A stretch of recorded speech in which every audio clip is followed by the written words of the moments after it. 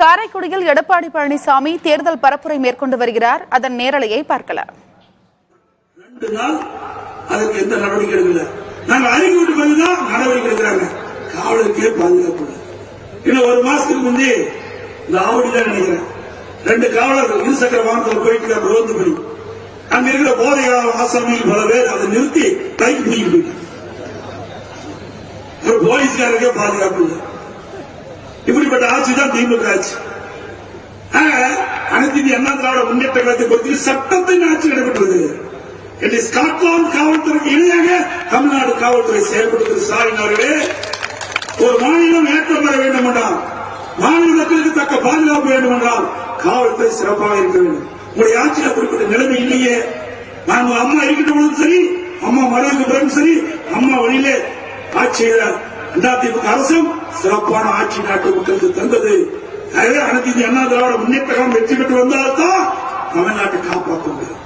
இல்லாவிட்டால் இந்த குடும்ப கட்சி இன்றைக்கு தலைவிரித்தாடி இன்றைக்கு குடும்பத்தில் பல பேர் அதிகார மையமாக உருவாக்கிவிட்டார்கள். இந்த தமிழ்நாடு அவருடைய அதிகாரத்துக்கு உட்பட்டு வந்துவிட்டது.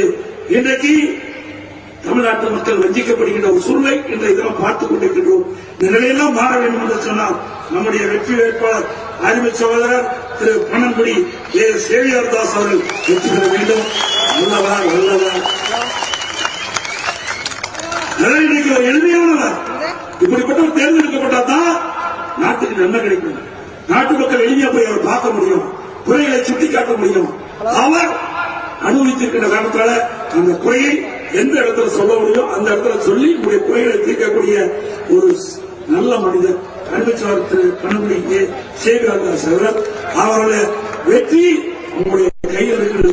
அத்தனை பேரும் இரவென்றும் பகலென்றும் மாறாமல் தேனீக்களை போல எதிர்ப்போல சுறுசுறுப்பாக செயல்பட்டு நமக்கு விழக்கூடிய வாக்குகள் எங்கே இருந்தாலும் சிந்தாமல் சிதறாமல் வாக்குச்சாவடிக்கு அழைத்து வந்து வாக்கு பதிவு செய்து வெற்றி பெற செய்வீர்கள், வெற்றி பெற செய்வீர்கள். நேரத்தில் தெரிவித்து தமிழர் உரிமை மீட்போம், தமிழ்நாடு காப்போம். தமிழர் உரிமை மீட்போம், தமிழ்நாடு காப்போம்.